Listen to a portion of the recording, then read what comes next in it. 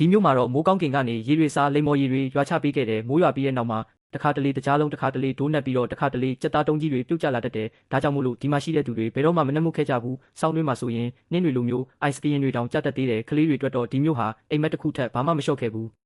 လူတွေဟာအစားအစာရဖို့ပင်ပန်းပန်းအလုပ်လုပ်เสียရမလို့ဘူးသူတို့ပါဇက်လေးဟပေးုံနဲ့အစားအစာတွေကအတွင်းထဲကိုတန်းဝင်သွားတာနေတိုင်းကောင်းကင်ကနေမတူညီတဲ့အစားအစာမျိုးစုံရွာကျနေတော့လူတွေကနေတိုင်းအသစ်ဆန်းတွေကိုစားကြရတယ်ဘသူကဘဲစားစာကိုကြိုက်လဲအဲ့ဒီပစ္စည်းကောင်းကင်ကနေကျနေတဲ့နေရာအတိအကျကိုပဲသူတို့သွားကြတယ်ဒါတွေအားလုံးဟာအသက်၈နှစ်အရွယ်မိုက်ကြောင့်ဖြစ်နေရတာပါမိုက်ဟာငငယ်ကလေးကအရာတစ်တွေကိုတီထွင်ရတာဝါသနာပါခဲ့တယ်တခြားကလေးတွေဖက်နှက်ကျူးချီနေတင်နေချိန်မှာမိုက်ကမော်စကိုဖြန်းစေးတစ်ခုကိုတီထွင်ပြီးနေပြီအဲ့ဒီဖြန်းစေးကခြေထောက်ကိုထိလိုက်တာနဲ့ဖက်နှက်တွေကအလိုလျောက်ပေါ်လာတော့တာပဲဒါပေမဲ့အဲ့ဒီဖက်နှက်တွေကိုဘယ်တော့မှပြန်ချုပ်လို့မရခဲ့ဘူးမိုက်ကချုပ်ဖို့အကြိမ်ကြိမ်ကြိုးစားခဲ့ပေမဲ့ဖက်နှက်တွေကကျွတ်မလာခဲ့ဘူးအခုတော့သူဟာသူ့တစ်သက်လုံးခြေသေးတောင်ဘယ်တော့မှဖြတ်နိုင်မှာမဟုတ်တော့ဘူးဆိုပြီးကြောက်လန့်လာခဲ့တယ်ဒါကိုတွေးမိပြီးသူအယံဝမ်းနေခဲ့ရတယ်ပြီးတော့တနေ့မှာတော့မြို့ထဲကိုပြဿနာကြီးတစ်ခုရောက်လာခဲ့တယ်တစ်မျိုးလုံးကငါးတစ်မျိုးလေးစားရတာကိုညှင်းငွေလာကြပြီလူတွေကမနှက်ဆိုငါးပြုတ်စားနေခင်းဆိုငါးကြော်စားညဘက်ဆိုရင်ငါးကင်စားကြရတယ်နေတိုင်းဒီစားစာတစ်ခုတည်းကိုပဲစားနေရလို့အားလုံးညှင်းငွေနေကြပြီးအဲ့ဒီအချိန်မှာပဲမိုက်ကကောင်းကင်ကနေမတူညီတဲ့အစားအစာမျိုးစုံရွာကျလာအောင်လုပ်ဖို့စတင်စဉ်းစားခဲ့တာဖြစ်ပါတယ်